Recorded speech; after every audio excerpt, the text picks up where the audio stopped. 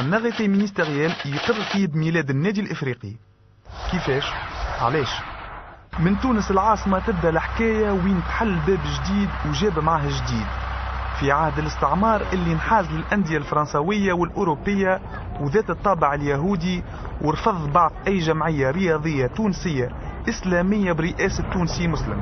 وجات البشارة على يدين رجال كيما البشير بن مصطفى والمرحوم جمال بوسنينة وصالح السوداني وغيرهم اللي قالوا لا. اللمة متاع هالابطال صارت في قهوة الحاج عمار في باب جديد. وقتها عملوا جلسة عامة وقرروا تكوين النادي الافريقي بزي فيه خطوط حمراء على الجناب، الابيض في الوسط، وفوق بلاصة القلب النجمة والهلال. المطلب ترفض من الجامعة الفرنسوية على خاطر الزي يحمل الوان العلم الوطني، وخافوا من البعد السياسي والاجتماعي اللي ترميله هالجمعية. الرجال شد تصحيح وفي الاخر صارت الموافقة، وشاف النادي الافريقي النور عام 1920 وكان اول مقر ليه في مخزن الصوف في المركاض. هالمخزن اللي ولا مخزن الالقاب ومعبي بذكريات الرجال اللي صنعوا التاريخ. النادي الافريقي تخلق الغايات اخرى فوق من الكرة وهي التوعية والتثقيف. هذاك علاش رجال كيما احمد الضحاك وجمال بوسنينة وبالحسن بن الشادلي فوق على لعبهم وتسييرهم في الجمعية كانوا مغرومين بالفن وقرروا تكوين المعهد الرشيدية عام 34. وكيف كل أسطورة عظيمة عندها أبطال وتاريخ وشهود ومحبين، النادي الإفريقي برجاله صنع المجد لبلاده والمحبيه. 12 بطولة و11 كاس في الفوت وأول كوب دافريك دي كلوب شامبيون في تونس عام 91. تاريخ ما يتنساش من الذاكرة الرياضية الوطنية.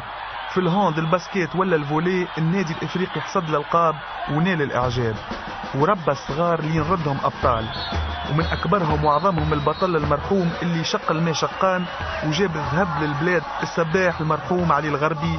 هذا هو النادي الإفريقي المناضل العظيم في الرياضة والفن والتأطير. من عام 20 لليوم بالقلوب والراية الوطنية يطير، يرفض الخنوع ووحده يقرر لنفسه المصير. أفريقيا زيد نقولوا جوست اللي النادي الافريقي توج بطولة شتاء في الناتاسيون avec 14 records. تعدونا بوسامة ملولي اخر جديد. والله ثم زوز معناها من خيرة شبان سارة لجنف اللي حطمت 8 ألقاب، وكذلك تقي مرابط اللي حتم 6. يعني سباحين واعدين جدا. هو الغايه من كما تفضلتوا سنحب سامحني سي فواز نقدم بكل الشكر معناها للروبورتاج اللي قدمتوه على النادي الافريقي. سي ايموفون هذيك خدمتنا سي كمان. سي فريمون سي ايموفون. سادون البعد اللي حبينا معناها ناكدوا عليه واللي ضحاوا منه معناها عديد من رجالات النادي الافريقي. هو ما كانش مساهل لانه كنا وقت الاستعمار وباش تدافع على الالوان الوطنيه وتلبى تحط معناها النجمه والهلال. سي دي سامبول تري تري فور اللي الناس ضحات منهم. ريداكتور صبري بغدادي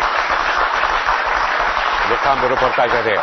يعطيه الصحه. Christophe, alors est-ce qu'on peut dire que l'âge d'or de l'OL était entre 2001 et 2008, les 7 championnats consécutifs? Certainement l'âge d'or a commencé en 2001, mais il continue toujours. Pourquoi il serait arrêté aujourd'hui? On est toujours là, on est toujours au sommet et on contribue toujours aux victoires.